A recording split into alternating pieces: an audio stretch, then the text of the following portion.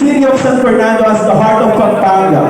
Addressing the growing waste problem goes beyond acquiring the latest innovation to hit the market.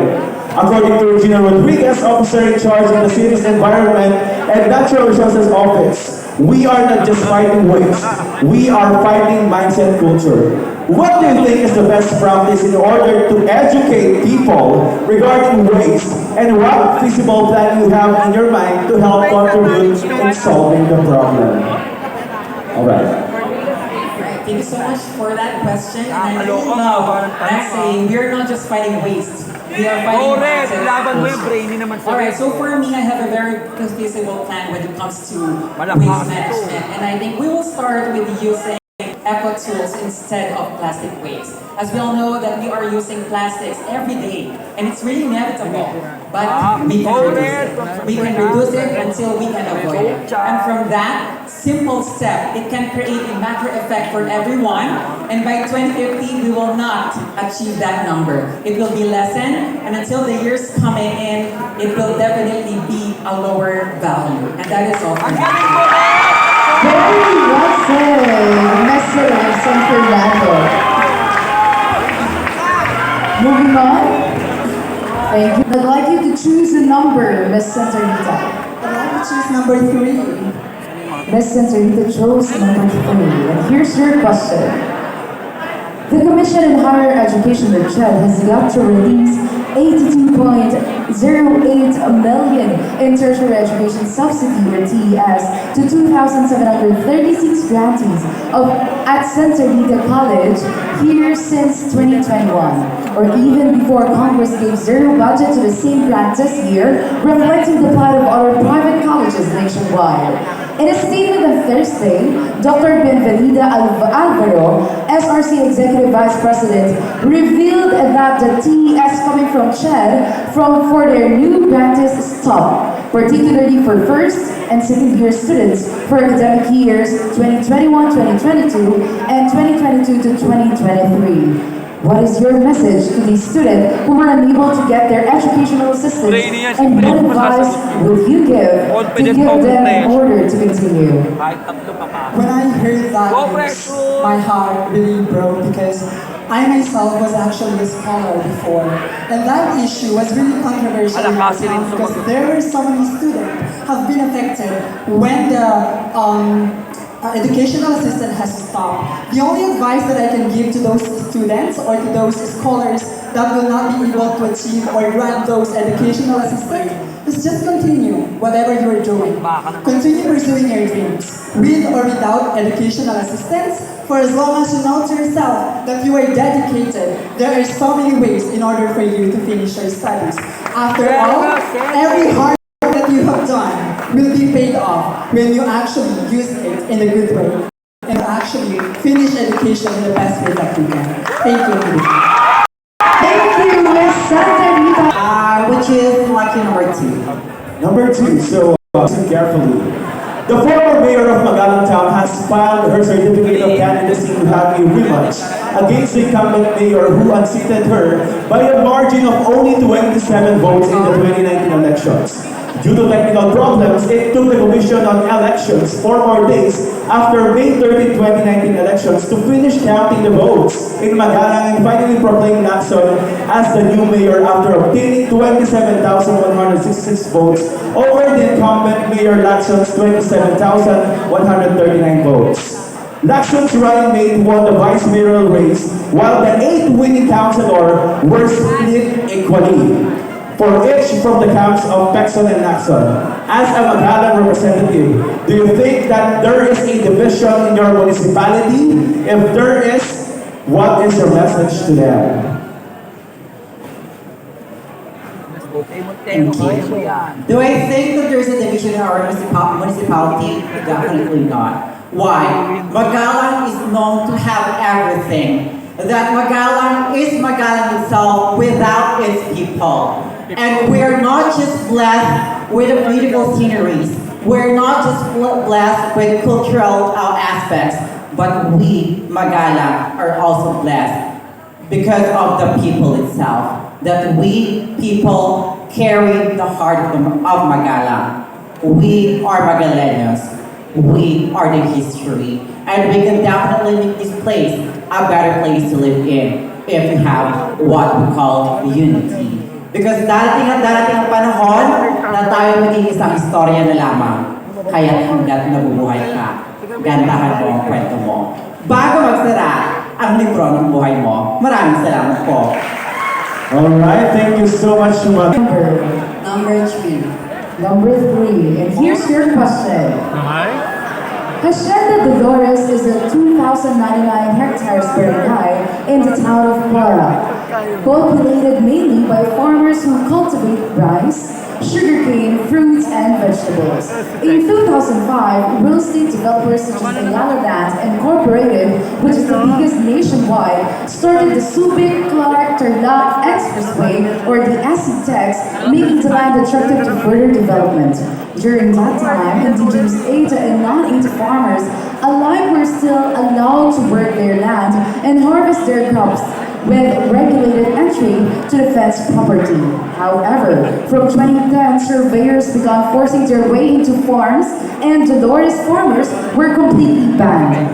While they were unable to enter, their crops and trees were destroyed, their livestock was lost or stolen, and their homes were demolished. What is your stand regarding farmers' struggle against land grabbing for urban and luxury development? And what is your message to those who have been illegally harassed, intimidated, and violently repressed?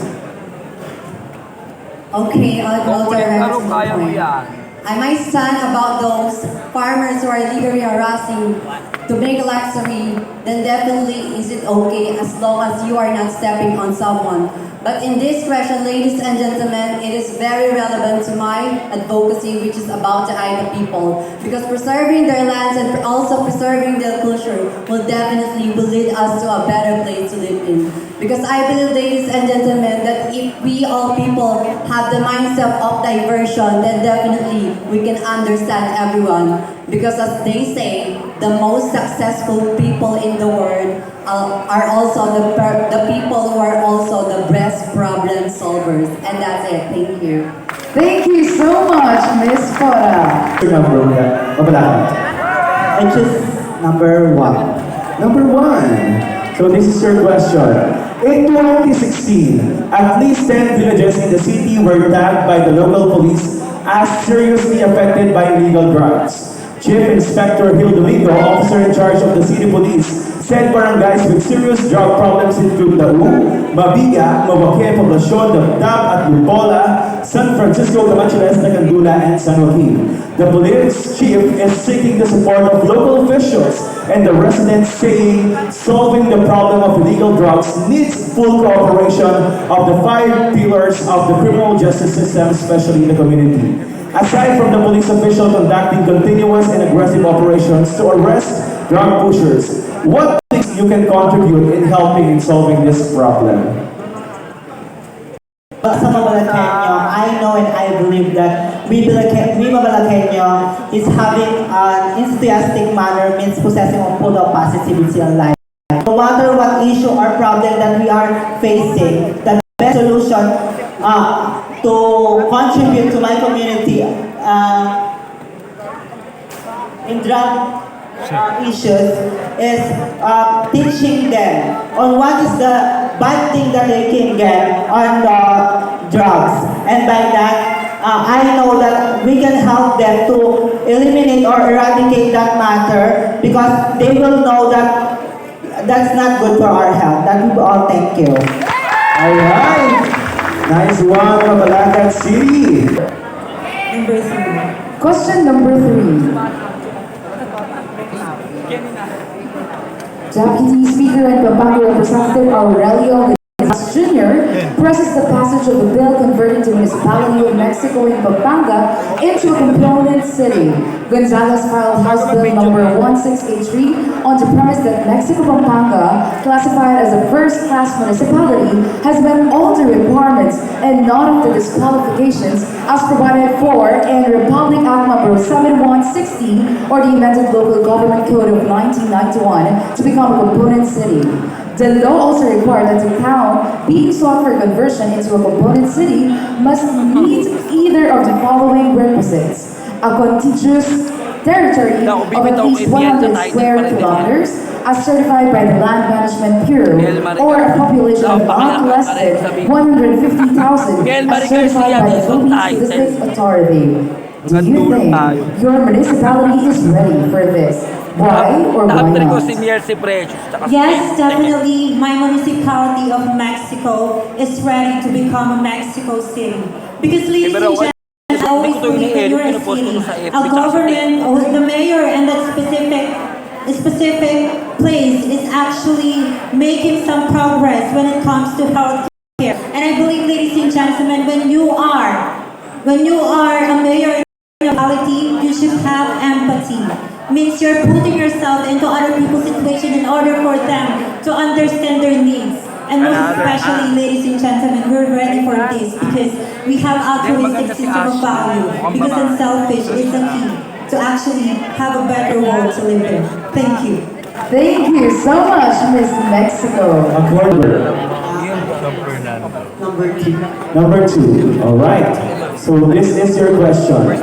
Central Luzon Conservation and Development Division Chief Minerva Martinez said the 32,000 hectares ng Davao Swamp in Central Luzon is consistently been listed in the Asian bird map as an important wintering area for migratory birds, regularly supporting between 5,000 and 10,000 birds from October up to April. About 54 species of migratory birds recorded in Candaba wetlands since 1940.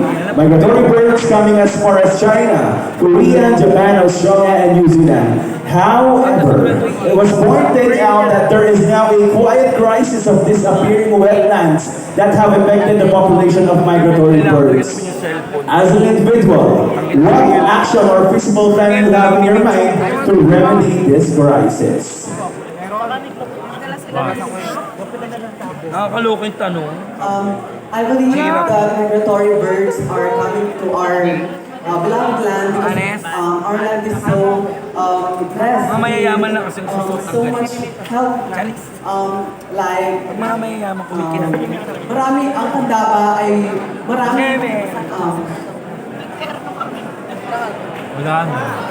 As we all know, meron siyang palayan, meron din siya sa tubigan. Kaya ang masasabi ko lamang ay pagpapili natin yung mga ulit na ginagawa natin para bumalik ulit yung mga migratory birds sa ating bayan. Dahil lagi po natin pakakakundaan kung magtutulong-tulong po tayo sa pagbabalik na pagpapaganda ng Candaba. Well, definitely, maraming mga turista ang pupunta sa atin at mapapalago pa natin ang Candaba sa pamamagitan ng pagtutulungan natin. Maraming salamat po. Thank you, Miss Santa Ana. I'll give you to choose and number. Number three. The Q&A kayo. Here's your question, Miss Santa APL Ana. kaya mag-joking. 44 former members of the Bagong Hukbong Bayan and Revolutionary Hukbong Bayan surrendered to the armed forces of the Philippines and the Philippine National Police July 18, 2016. Through the peace talks initiated by Santa Ana Municipal Mayor Roberto Gamboa, the said members of the Brigades of the New People's Army turned in themselves and some firearms and lethal weapons in their possession. Mayor Roberto made the surrender possible by committing that the former rebels should be enlisted as beneficiaries of the livelihood programs of the Santa Ana municipal government and assistance on clemency, allowing them to return to their home and family despite some previous liabilities. Now, what can you say to these rebels receiving assistance? And do you think all surrendered rebels in the full province must have the same treatment? Let me start by saying, you cannot talk peace while have a gun. I know to myself, those rebels give up or surrender the government because they know we don't need to fight each other or one another. We are all Kapampangan living in Pampanga. So that let's spread unity and peace because I know to ourselves, this is the best thing that we can have in our world. Peace, so that progress will be there. And know to those people who keep assisting or giving assistance to those people or groups, if you have the power and influence to fund those people, why not use that money and that power to fund the people for a better causes or certain causes? Thank you so much, and I hope you appreciate my answer. Thank you. Thank I stop every time our candidates answer. Title ko So, yan. Miss Alice, sino po silang Walang bitawan ng gandulo, Miel. I would like to thank my friends, my makeup artist, Hindi malalaglag si Miel kahit professor, my film designer, Kawasaki, all of my friends, and of course, my mom. Alright, support you ba? Bayan? Maraming salamat po. Alright, can you choose your number? Well, I'll choose my grandma's birthday number 3. Number 3, and here is your question.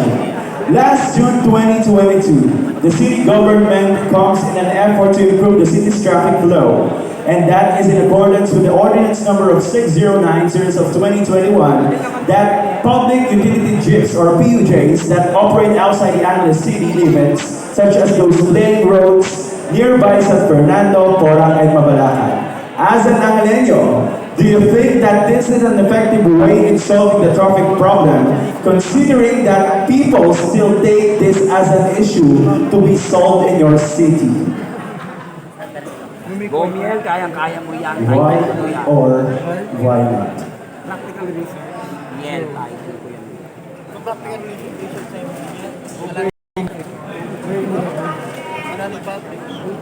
Alam niyo yan. Alam niyo yan? Si Miel. Well, we can never deny the fact that as an individual, it will be difficult to give our opinion regarding this matter. Because first and foremost, we do not have enough knowledge when it comes to politics. But in my own opinion, I will say yes. I will agree with what our mayor wants to do in our city. Why? Because first and foremost, I believe that we elected our mayor and he knows what is the best. True! Very well said, Miel. Title! Alright, so she believes that can be solved with traffic. And next we have San Luis. Simple lang. Short but Hello. sweet.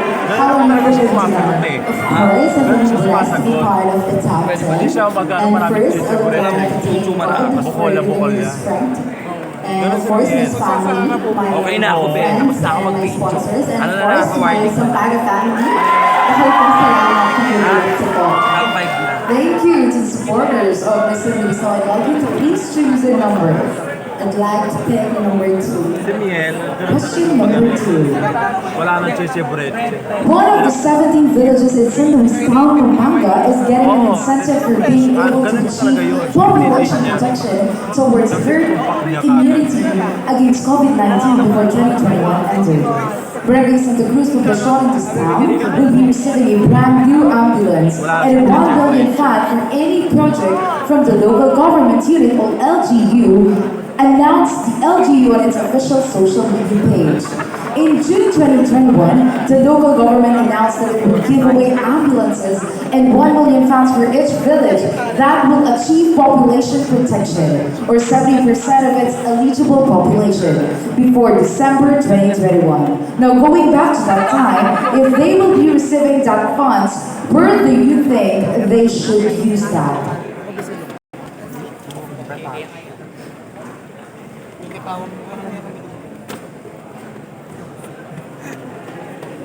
Alright, first of all, living in a beauty and diversity of my municipality is what makes me proud. Walang kakainin yung lahat. Imagine that, Santa Cruz Poblacion leading by Captain Mayanti have been, of course, awarded that time. Going back to the question, during that time I think they will use it on, of course, an emergency. And the money that they can use is to help their barangay. And I think that in our municipality, despite of being including in the third class municipality, we're able to achieve that. That is why standing in front of you guys, saying, taga San Luis ko, pa Maragol ko. Thank you. Thank you so much, Miss San Luis.